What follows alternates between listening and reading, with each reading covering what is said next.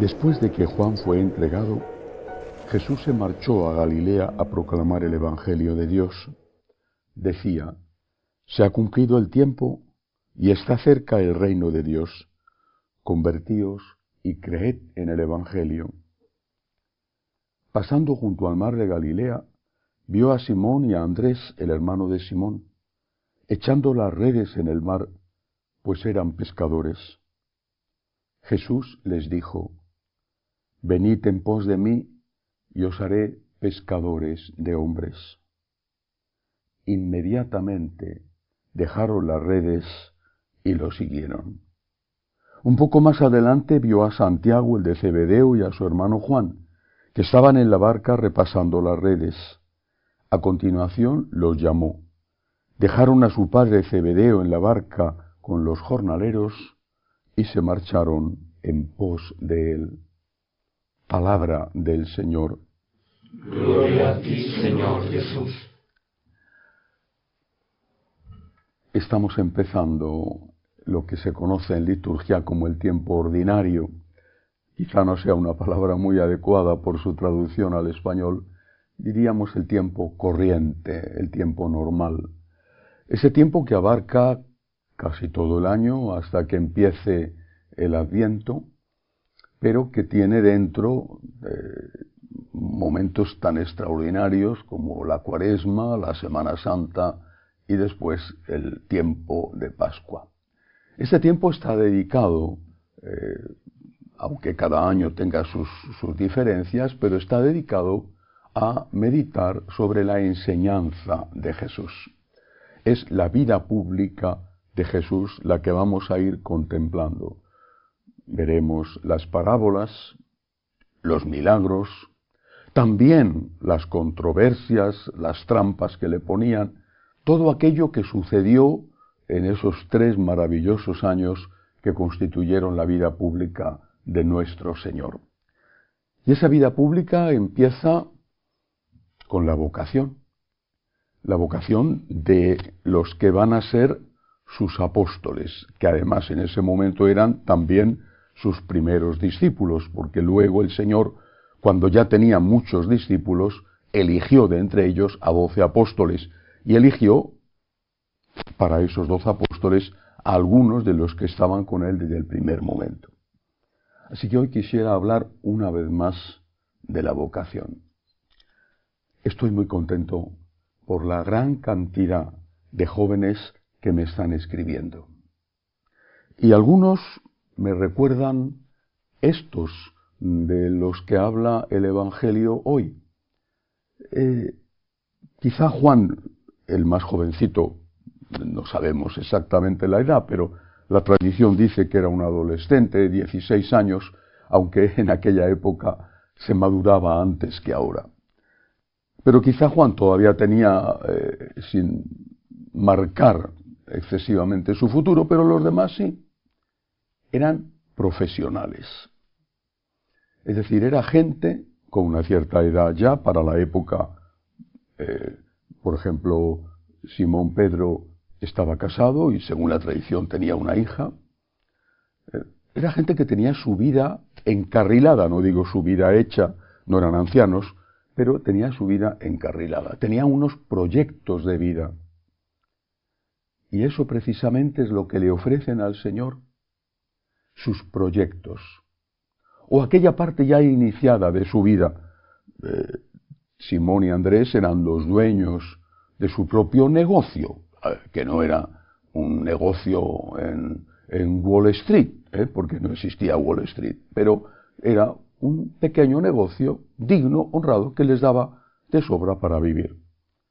Mientras que todavía Santiago y Juan eran empleados del negocio de su padre, eran los hijos de la casa del dueño de la barca o de las barcas. Podríamos decir, usando un concepto nuestro, no de aquella época, que eran de la clase media. Esta gente tenía proyectos, tenía un trabajo, tenía un futuro. Lo deja todo por Jesús.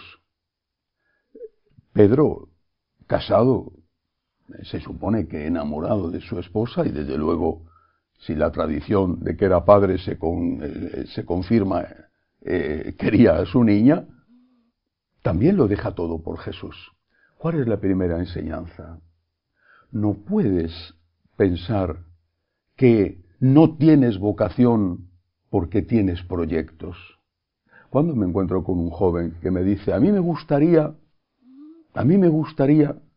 tener una familia, y me gustaría ser médico, y me gustaría... Los ideales y los proyectos generalmente son más color de rosa que la realidad, que es más color de gris. Tener sueños, tener ideales, tener proyectos no cuesta nada. Que esos sueños, ideales y proyectos se realicen es muy distinto. Pero estos tenían proyectos y ya realidades. Se encontraron algo, y se encontraron a alguien que valía más. Algo. Ya no serás pescador de estos peces del lago, que por cierto tiene unas espinas que les hacen muy incómodos para comer. Ya no serás pescador de estos peces, vas a ser pescador de hombres. Se encontraron con alguien, y ese alguien llenó su vida, y la llenó ocupando los huecos que ni siquiera un matrimonio bueno, incluso una hija, como en el caso de San Pedro, podían llenar. Para estas personas, Dios llenaba su alma. Y merecía la pena correr el riesgo del fracaso, que al final pudo haber sido si no hubiera resucitado Cristo, merecía la pena con tal de seguir a ese Señor que llenaba su vida. Siempre he pensado que el alma es como una gran caja, es un ejemplo tonto, ¿verdad? Pero para entendernos, es como una gran caja, una caja en la cual puedes meter el trabajo, yendo bien el trabajo, yendo bien. Yo he sido un profesional que se ha sentido muy a gusto con su trabajo cuando he trabajado 13 años como periodista en el primer periódico de España y muchísimos años en la televisión española. Tu caja la llena el trabajo, un poquito llena la caja. Otra parte de la caja se llena con los afectos, cuando está constituida la familia, pero los afectos, digamos, los afectos de los amigos, de los padres, bueno, si hay novia, novio, los afectos. Bien. Otra parte quizás se llena con el ocio. Te gusta viajar, o te gusta la cultura, el arte, o te gusta ir al cine, tal. Bueno, cosas que van llenando la caja. Y cuando ya el mundo no te ofrece más o no puede ofrecerte más, si la caja está llena, estás satisfecho. Si tienes paz en tu interior, con tu trabajo, con tu familia, con tu ocio, entonces, evidentemente, no tienes vocación. Así, no tienes vocación. Y teniendo eso, te falta algo. Te falta alguien. Algo y alguien. Tienes que plantearte honestamente la vocación y tienes que hacerlo por Cristo, que te necesita, por los demás y por ti mismo. Si no te sientes lleno, es que solamente Cristo puede llenar tu alma. Quiero terminar hoy contando un encuentro que tuve ayer online. Entre los muchos jóvenes que están escribiendo, bueno, algunos no tan jóvenes y tenemos un límite de edad, pero entre los muchos jóvenes que están escribiendo hubo uno ayer que me impresionó mucho, porque él es enfermero, trabaja, tiene un buen trabajo, tiene un futuro, se encuentra bien, es ya independiente, y me decía, me falta algo y me falta alguien. Y me parecía justamente, traducido a aquella época, No era un pescador del lago de Galilea, pero me parecía uno de estos apóstoles. Me falta algo y me falta alguien. Trabajo, soy un profesional, gano dinero, tampoco que sea una millonada, un enfermero tampoco es un primer ministro, pero trabajo, me gusta mi trabajo. Las personas a las que cuido, se ha especializado en enfermos de cáncer, las personas a las que cuido están muy contentas conmigo. Me falta algo y me falta alguien. Es exactamente lo que acabo de decir. Quizá tu caja, con todos los sueños ideales, todas esas cosas, color de rosa que te describes, que luego no son así, le falta algo por ser llenada. A tu alma le falta algo, le falta alguien. Plantéate la vocación. Escribe, escribe por tu bien. Y por otro lado quiero insistir en lo que dije ayer. La situación de la Iglesia es gravísima. Más de lo que nos podemos imaginar y más de lo que saben los laicos. Pero no podemos estar quejándonos todo el tiempo. Lo que hay que hacer es hacer algo.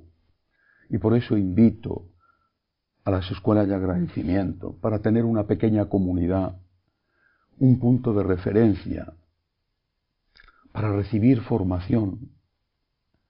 Si te hacen daño, defiéndete. Y defiéndete no con agresividad, no con violencia, no, defiéndete con espiritualidad. Defiéndete con formación, que no te engañen, para que así puedas transmitir la fe a tus hijos. De lo contrario, como acabo de decir con el tema de la vocación, si no dejas que Cristo llene el vacío que tienes en tu vida, será peor para ti. Y si no recibes la formación que puedes recibir, también será peor para ti y, por supuesto, peor también para otros que necesitarían recibir de ti esa formación. Que así sea.